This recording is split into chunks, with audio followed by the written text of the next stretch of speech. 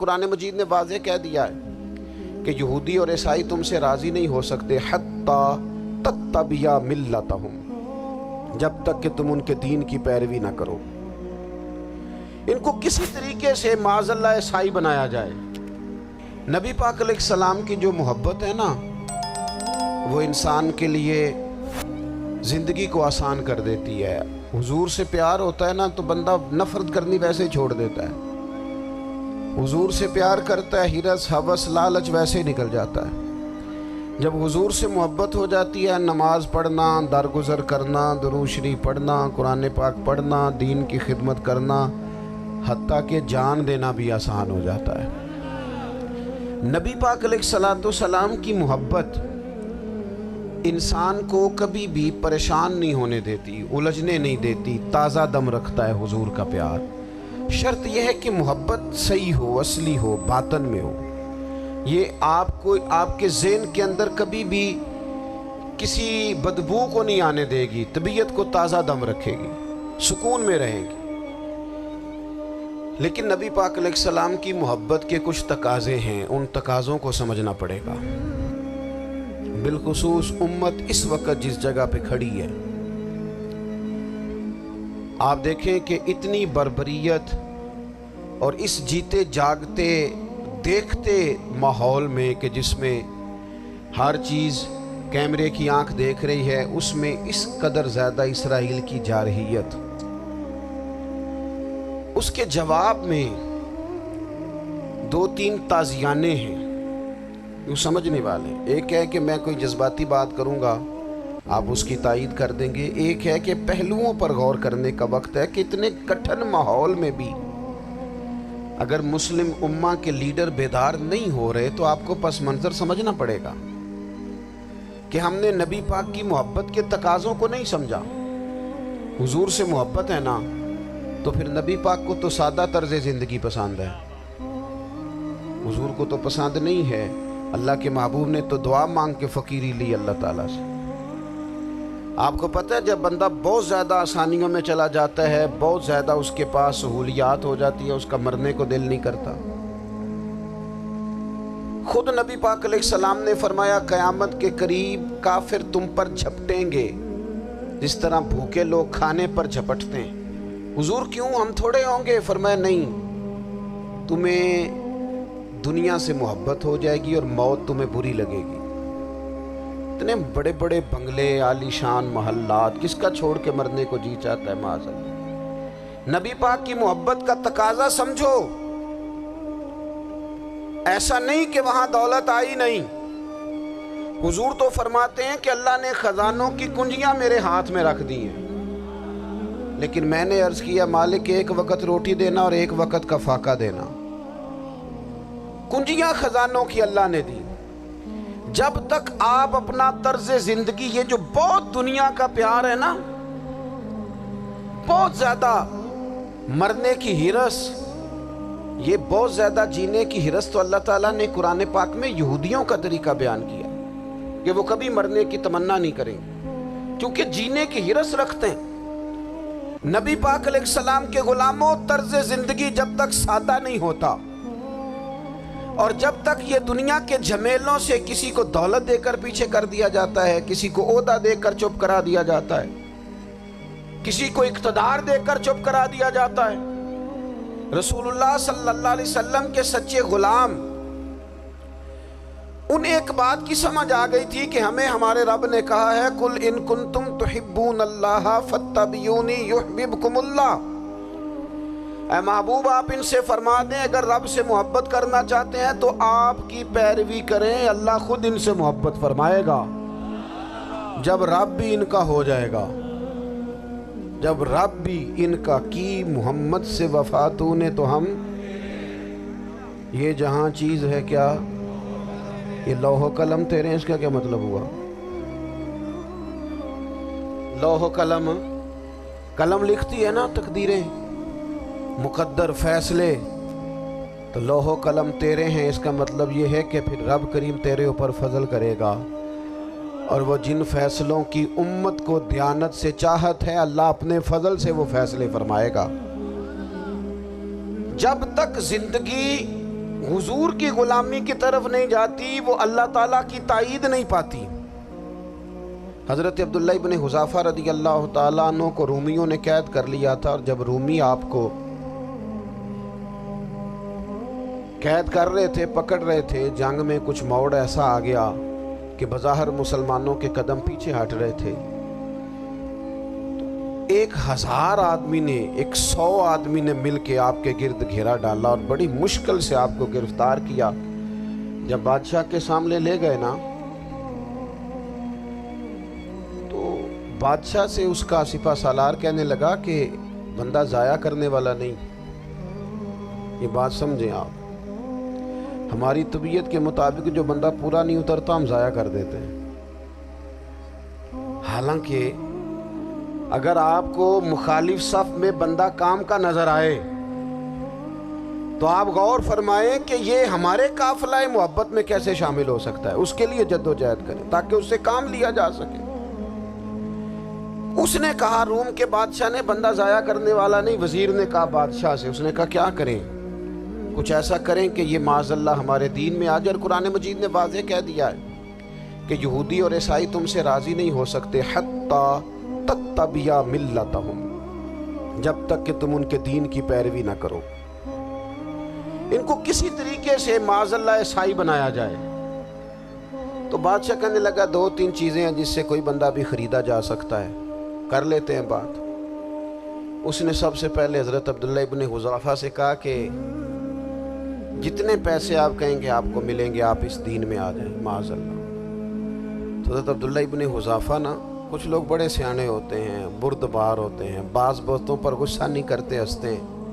حضرت عبداللہ ابن حذافہ ہنس پڑے، فرمانے لگے تجھے کس نے بادشاہ بنایا؟ تو بڑا بیوقوف آدمی ہے۔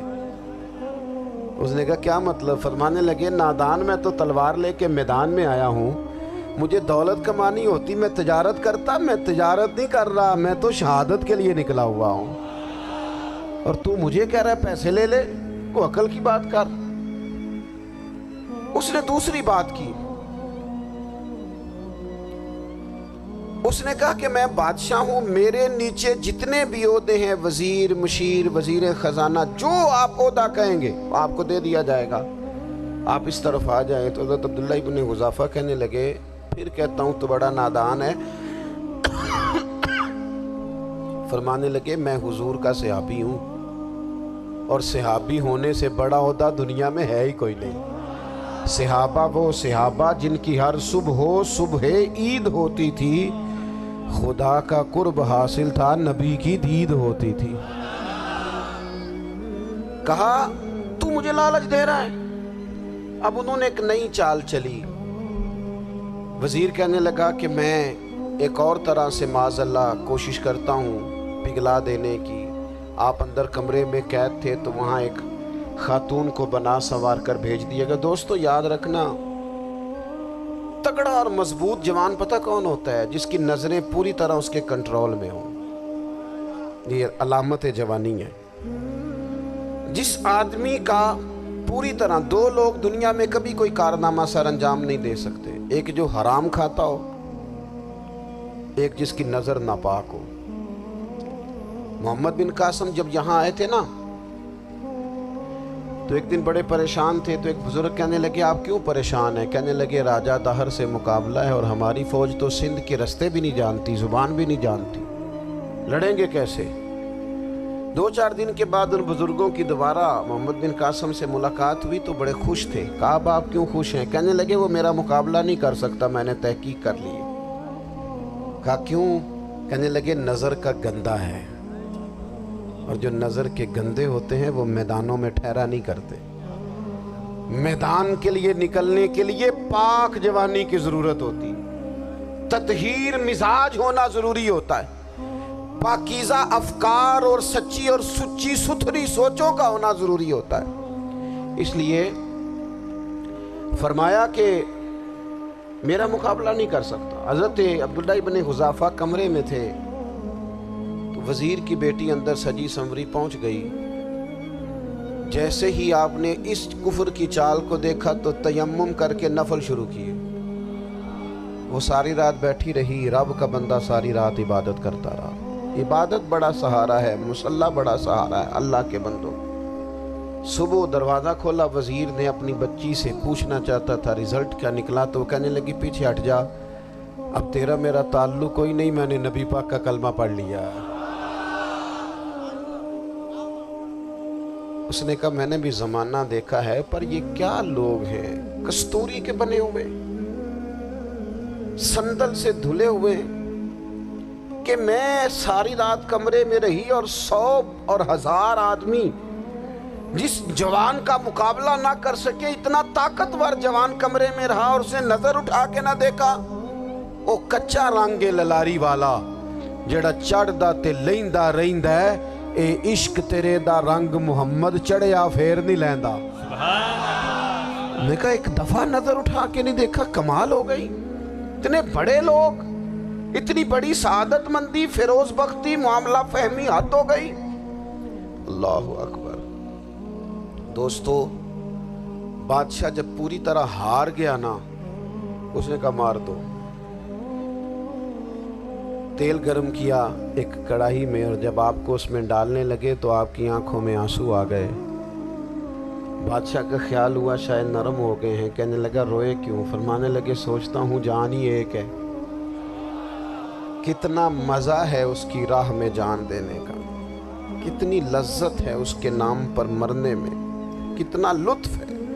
جے تو چڑھیا اتے دار بھی نہیں تے جے تو وکیا عشق بازار بھی نہیں، تے ایڈا سستا سودا پیار بھی نہیں، تے ایڈا سستا لبدا یار بھی نہیں۔ کئی جنگل گانے پیندے نی، کئی دوزخ لنگنے پیندے نی، جے وہ اس ملوں بھی مل جاوے، ایدوں سستا ہور بپار بھی نہیں۔ تے کچھ سمجھ نہ آوے لوکانوں وہ کادے نال شہید کرے، ڈٹھی یار دے ہاتھ تلوار بھی نہیں، پر او دا خالی جاندہ وار بھی نہیں۔ کہنے لگے ایک جان ہے نا، تو دل کرتا ہے ہزاروں ہوتی تو ایک ایک کر کے محبوب کے نام پہ قربان کرتا، جب میرے پاس ہے ہی ایک، کروں کیا؟ حضرت عبداللہ ابن حذافہ رضی اللہ تعالیٰ عنہ جب روئے اور بادشاہ نے یہ بات سنی تو بادشاہ اٹھ کے کھڑا ہو گیا، سارے وزیروں مشیروں کو کہنے لگا تم نے کہا تھا نا بندہ ضائع کرنے والا نہیں، یہ بھی ضائع کرنے والا نہیں۔ کہنے لگا میرا ماتھا چومو، تم جیسے لوگوں کو قتل نہیں کرنا چاہیے، آزاد کرنا چاہیے۔ عزیز، اپنی زندگی سے نا یہ بہت زیادہ ہرس، ہوس، طمع، اور یہ کسی بات کی بھی ہو، ہرس صرف پیسوں کی نہیں ہوتی، شہرت کی بھی ہوتی ہے،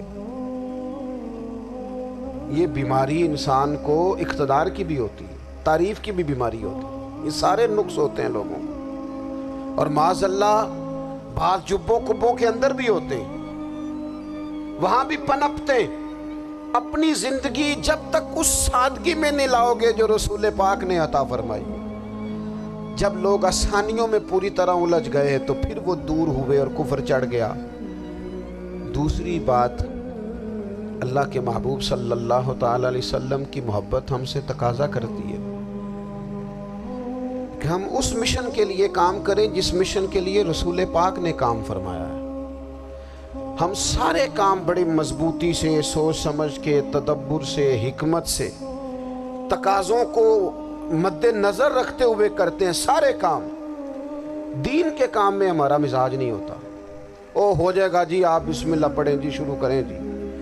آپ تقاضوں کو سمجھیں، چیزوں کو دبائیں نہیں، چیزوں پر غور کریں۔ کسی کے ذہن کی سطح پر سوال ابھرتا ہے، اس کا تسلی بخش جواب دیں۔ اپنی زندگی میں دین کے کام کے لیے اپنے آپ کو وقف کریں، اور دین کے کام کے بہت سارے پہلو ہیں۔ ہزاروں لوگوں کو قرآن پاک ٹھیک پڑھنا نہیں آتا، ہزارہا لوگ ہیں جو قرآن مجید کے مطالب سے آگاہ نہیں ہیں، دین کی بنیادی ضروریات سے لوگ نابلد ہیں۔ میں آپ کو کس طرح یہ بات سمجھاؤں کہ ہزاروں کی تعداد میں طلاقیں اس لیے ہوتی ہیں کہ مردوں کو طلاق کے مسئلے نہیں آتے، انہیں پتہ نہیں ہے کہ مجھے حقوق زوجین کے معاملے میں کیسے چلنا ہے۔ ڈھیر سارے گھروں میں تباہی اس لیے ہے کہ تربیت اولاد کا دینی منہج ہمیں نہیں پتا۔ اپنا حصہ ملائیں دین کے کام میں۔ ایک آدمی کو اگر تو نمازی کرنے میں کامیاب ہو گیا، تیری زندگی بدل گئی۔ وہ دین بیزار لوگ جو ہمارے بیچ بیٹھ کے ہماری نوجوان نسل کو پگڑی اور داڑھی کا نام لے کے بنیادی طور پر دین سے دور کرتے، ایسے نوجوانوں کو دین کا پیغام محبت دے کر دین کے قریب کرنا ہماری ڈیوٹیوں کا حصہ ہے۔ ہمیں ذمہ داری کا احساس کرنا پڑے گا، ہمیں یہ خاص قدم اٹھانا پڑے گا، توجہ دینی پڑے گی۔ مساجد، مدارس، میں آپ سے عرض کروں، اتنی ڈٹ کے مخالفت ہوتی ہے نا مدرسوں کی، اتنی ڈٹ کے۔ میں ادارہ چلاتا ہوں، اس کے چلانے میں جو مشکلات ہیں وہ تو ہم بتا نہیں سکتے آپ کو، اس لیے کہ میری قوم، میرا اس قوم سے تعلق ہے جو نعت خواں امیر کرنا چاہتی ہے، مدرسے نہیں۔ ہاں، نقیب خطیب پیدا کرنا چاہتی ہے، شعر و شاعری کی زندگی کو پروان چڑھانا چاہتی ہے۔ فقط ہمارا ان لوگوں سے تعلق ہے جو لاکھوں کروڑوں روپیہ محافل پہ لگائیں گے، اور قاری صاحب بیچارے اگر مسجد کا کوئی ہونے والا کام کسی وقت بتا دیں گے تو وہ بڑی مشکل آ جائے گی ان کے لیے۔ یہ کیسے ہو سکتا ہے، آپ نے یہ ڈیوٹی بتا دی۔ مدارس، اور جتنا اہم رول دین کو پھیلانے میں مدارس اسلامیہ کا ہے، اتنی زبردست، لوگوں کا خیال ہوتا ہے میری طرح کے لوگ شاید کام کرتے ہیں، ڈیوٹی کرتے ہیں۔ یہ 10-15 لوگ آپ کو نظر آتے ہیں جو آپ کو کہیں میڈیا پر یا ادھر ادھر ڈیوٹی کرتے، مخلص لوگ اپنی جگہ پہ، وہ بھی بڑا ہی کام کر رہے ہیں، جو میڈیا پہ آ کے بھی اخلاص سے اور درد دل سے کو دین کی، ان کی بھی کسی بات کی حوصلہ شکنی نہیں، لیکن ہزارہا اساتذہ جو مدارس میں بیٹھ کے پڑھاتے ہیں، جنہوں نے وہ سارے لوگ تیار، آپ سمجھ نہیں سکتے کتنا بڑا کام۔ حفظ کا استاد جو ہوتا ہے نا، اس کی ڈیوٹی 24 گھنٹے ہوتی ہے، فجر سے پہلے، اور اس نے بچوں کو اٹھانا ہے۔ تنخواہ تو ہم انہیں دینا نہیں نہ چاہتے جی، تنخواہ نہیں دی انہوں نے، ہمیں مولوی امیر نہ ہو جانا، مولوی نو تے سوٹ بھی 27ویں والی رات دے ہے تاکہ کدھر سوان کے عید والے دن پا نہ لوے، کیونکہ 27ویں تو بعد تے درزی پھڑتا ہی کوئی نہیں، کیوں حضرت؟ ایسے ہی ہے نا، اس وقت تو نہیں نہ لیتا، تو ہم چاہتے ہیں مولوی ہماری مرضی کے ہماری طرح کا سوٹ نہ پہن لے۔ مدارس کی مضبوطی، آپ یہ دیکھ لیں، یہ صلاح الدین ایوبی کا تعلق بھلا کس چیز سے تھا؟ غوث اعظم کے مدرسے سے۔ حضور غوث اعظم کے مریدوں کی جماعت اس کے ساتھ شامل تھی۔ کون لوگ تھے جنہوں نے مدارس سے فیض پایا؟ رازی اور غزالی، حضور غوث اعظم، خواجہ اجمیر، یہ سب لوگ مدارس کے لوگ ہیں۔ کمزوریاں ہیں، غلطیاں ہیں، بہت ساری چیزوں کی اصلاح کی ضرورت ہے، لیکن یہ دین کا بہت بڑا قلعہ ہوتا ہے مدرسہ، لیکن اس کی مخالفت کی جاتی ہے۔ مجھے بتائیے، اگر مدرسوں میں کمزوریاں ہیں تو کالجوں یونیورسٹیوں میں نہیں ہیں؟ ہم نے کبھی مخالفت کی ہے بند کر دو سارے؟ لیکن لوگوں کا جب خیال آتا ہے، جب ہمارے ایک سابقہ وزیر صاحب تھے، سر راہ کسی دعوت میں میری ان سے ملاقات ہو گئی، تو انہوں نے کہا مدرسوں کا کردار کیا ہے آج کے ماحول میں؟ میں نے انہیں کہا کہ مختلف کورسز آپ کراتے ہیں نا، تو اس کے لیے پھر مختلف ویکینسیز ہوتی ہیں، جہاں بچوں کو مدرسے کا کورس کرایا جاتا ہے تو استاد بننا ہوتا ہے، اس نے خطیب بننا ہوتا ہے، مسجد کی ڈیوٹی کرنی ہوتی ہے۔ میں نے کہا بالکل کوئی حکومت سرپرستی نہیں کرتی، لیکن اللہ کا فضل ہے۔ کبھی آپ نے حکومت سے سنی ہے جس میں جمعے والے دن مولوی نہ ملا ہو جمعہ پڑھانے کے لیے؟ کبھی آپ کو رمضان میں ایسی مسجد ملی ہے جس میں قرآن مجید سنانے کے لیے حافظ نہ ملا ہو؟ یہ ہو سکتا ہے کسی حافظ کو مسجد نہ ملے۔ تو مدارس کے ذمے جو کام تھا، مدارس نے جم کے کیا ہے اور ڈٹ کے کیا اللہ کے فضل سے۔ اور مدارس کے لوگوں کو بھی کمزور نہیں پڑنا چاہیے، کبھی کسی وزیر، مشیر، مالدار کے روب میں نہیں آنا چاہیے، قطعاً نہیں۔ کیوں؟ کہ یہ وہ عظیم لوگ ہیں، رسول اللہ صلی اللہ علیہ وسلم کے دین کے غلام، کہ ابھی ایک لفظ نہیں پڑھا ہوتا، الف با تا سا، پہلے دن گھر سے نکلتے ہیں تو حضور فرماتے ہیں اللہ کے فرشتے ان کے پیروں کے نیچے پر بچھا بھی دیتے ہیں، پہلے دن اتنا بڑا اعزاز ملتا ہے۔ تو حضور کی محبت کا تقاضا ہے، دین کا کوئی کام کیا جائے۔ ایک خاتون مسجد نبوی شریف میں جھاڑو دیتی تھی، پر کوئی کام تو کرتی تھی نا۔ اور کس مسجد میں؟ جہاں 70,000 فرشتے صبح آتے ہیں، 70 شام آتے ہیں، اس مسجد میں وہ خاتون جھاڑو دیتی تھی۔ بخاری ہے، جب ان کا انتقال ہو گیا، صحابہ نے سوچا کہ حضور کو تکلیف ہوگی، بغیر بتائے جنازہ پڑھ دیا، حضور صبح تشریف لائے، تازی قبر دیکھی، اور محبوب وہ ہیں جو فرش پہ کھڑے ہو کے عرش کی خبریں دیتے ہیں۔ نبی پاک علیہ الصلوۃ والسلام نے فرمایا کہ مجھے اطلاع کیوں نہیں دی اس کے انتقال کی؟ یہ کرم دیکھو، کوئی ڈیوٹی تو کرتی تھی نا یار، پر خلوص سے، پر پیار سے، پر اللہ کو راضی کر دے گا، پر درد دل سے۔ اور دین کی ڈیوٹیاں کرنے والے دوستو سنو،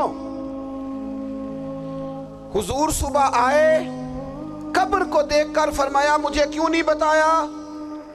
یا رسول اللہ آپ کو تکلیف دینا مناسب نہ جانا؟ تو قبر پہ کھڑے ہو کے حضور نے فرمایا صف بناؤ، میں دوبارہ جنازہ پڑھاؤں گا۔ صف بناؤ، میں دوبارہ جنازہ پڑھاؤں گا۔ کوئی ڈیوٹی تو۔ تیسرا تقاضا حضور کی محبت کا، سمجھو میں بس بڑی جلدی بات سمیٹنے لگا ہوں۔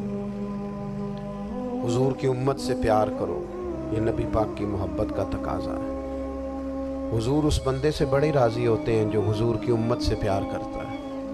آپ کو پتہ ہے حضرت جبریل امین علیہ السلام نے معراج کی رات حضور علیہ الصلوۃ والسلام سے عرض کی تھی کہ اللہ کی بارگاہ میں عرض کیجئے گا میری بھی ڈیوٹی لگ جائے آپ کی امت کے ساتھ محبت کرنے پر۔ تو یہ کیوں کہا تھا انہوں نے؟ علماء نے لکھا اس لیے کہا تھا کہ حضرت جبریل بھی جانتے ہیں کہ حضور کی امت سے محبت کی بات کی جائے نا تو نبی پاک راضی ہوتے ہیں۔ امت سے پیار کرو گے نا، امت سے۔ ایک صرف بات کا خیال رکھنا، عقیدہ برا ہو تو بات دوسری ہے، ورنہ میرے محبوب کی امت کا ایک ایک شخص جو مدینے والے کا کلمہ پڑھتا ہے، جو حضور کا غلام ہے، اس کے بارے میں اپنے دل میں گنجائش رکھنا، پیار رکھنا، وارفتگی رکھنا۔ اور دوستو یہاں لوگ کس طرح گروہوں کو، جماعتوں کو سپورٹ کرتے ہیں۔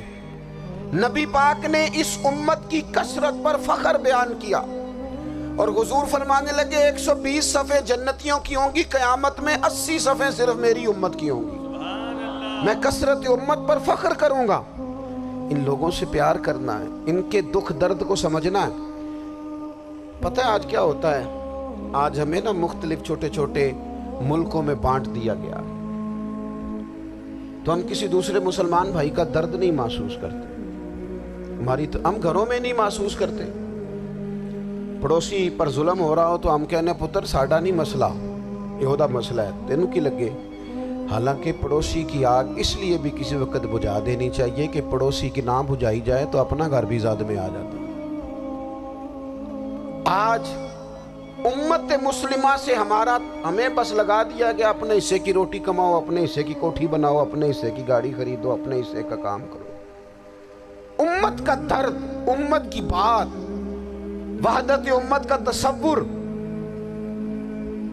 امت کا دوبارہ سے وہ شان ارسل رسولہ بالہدی ودین الحق لیظہرہ علی الدین کلہ، وہ تصور کب ہوگا؟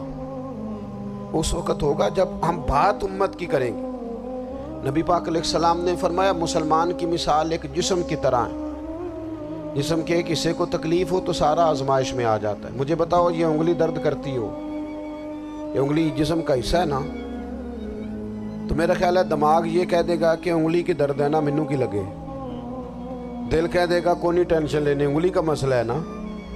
ایسا نہیں ہوتا، بلکہ جب انگلی میں درد ہوتی ہے تو دماغ منصوبہ بندی کرتا ہے کہ اس کا علاج کیسے ہو سکتا ہے، دل پریشان ہوتا ہے، پیر چل کے جاتے، ہاتھ وہ دوائی وصول کرتے، دانت اسے چبا کر، حلق اسے نگل کر، معدہ اسے ذخیرہ کر کے جسم میں پھیلاتا ہے، پھر جا کے انگلی شفا پذیر ہوتی ہے۔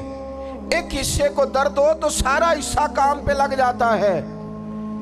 اسرائیل اگر تکلیف دے رہا ہے فلسطینیوں کو تو ہونا چاہیے تھا نا بعض مسلمان حکمرانوں کو نیند نہ آتی، وہ درد دل محسوس کرتے، ہونا چاہیے تھا نا کہ بعض لوگ یہاں ہم کیا کرتے ہیں بھلا بیٹھ کے؟ اب تو مجھے بعض چیزوں سے کوفت بھی ہونے لگا، ہم دیتے ہیں بیان، مذمت۔ آپ کے بیان دینے سے کیا ہوگا؟ فلانے نے بھی بیان دے دیا، فلانے نے بھی کلپ دے دیا، یہ کیا کر رہے ہیں؟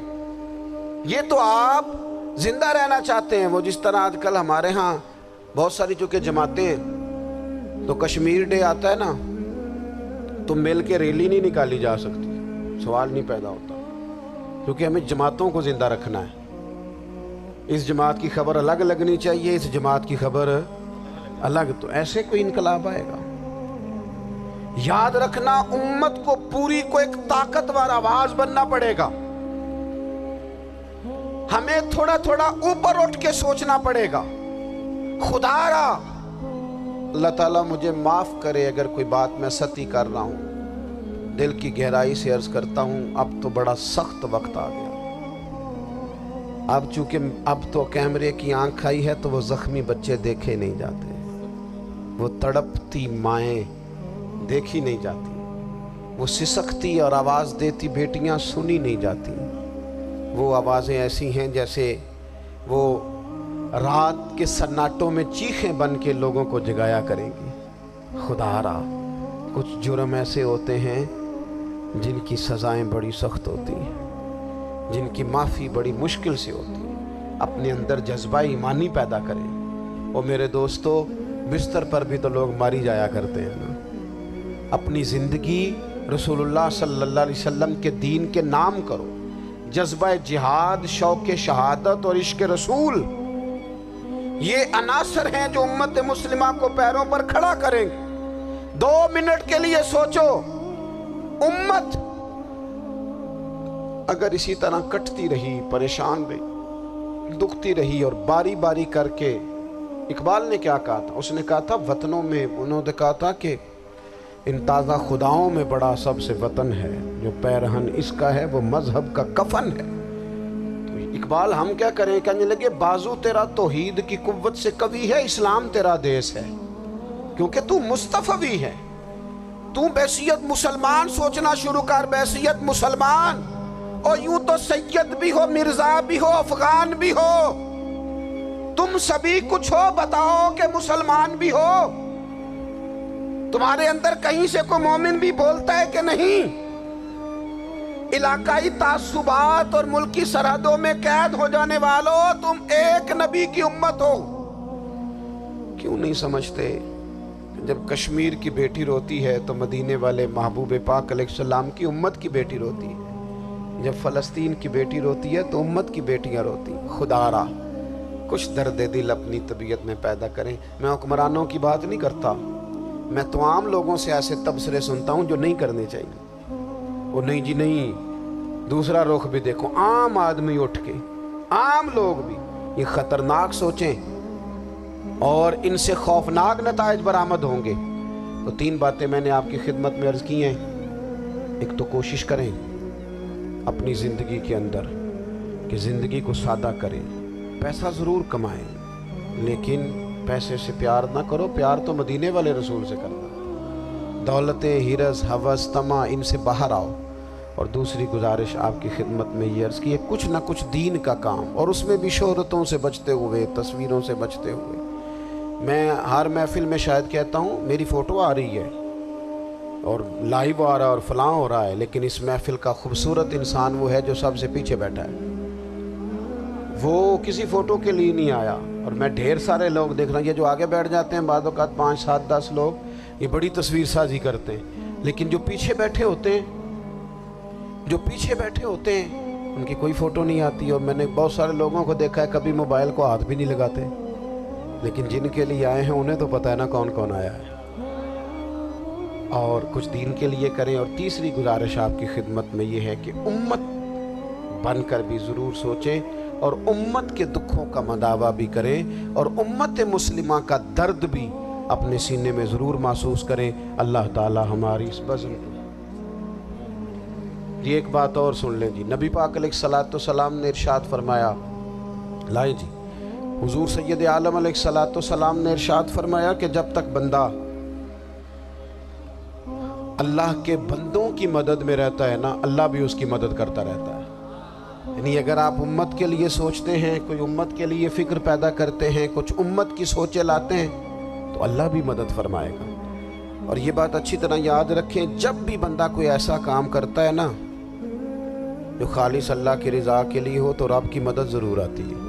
وَلَقَدْ نَصَرَكُمُ اللَّهُ بِبَدْرٍ وَأَنْتُمْ أَذِلَّةٌ۔ تو یہ کام کریں گے تو اللہ کی مدد بھی آئے گی۔ اللہ توفیق عطا فرمائے۔ وَمَا عَلَيْنَا إِلَّا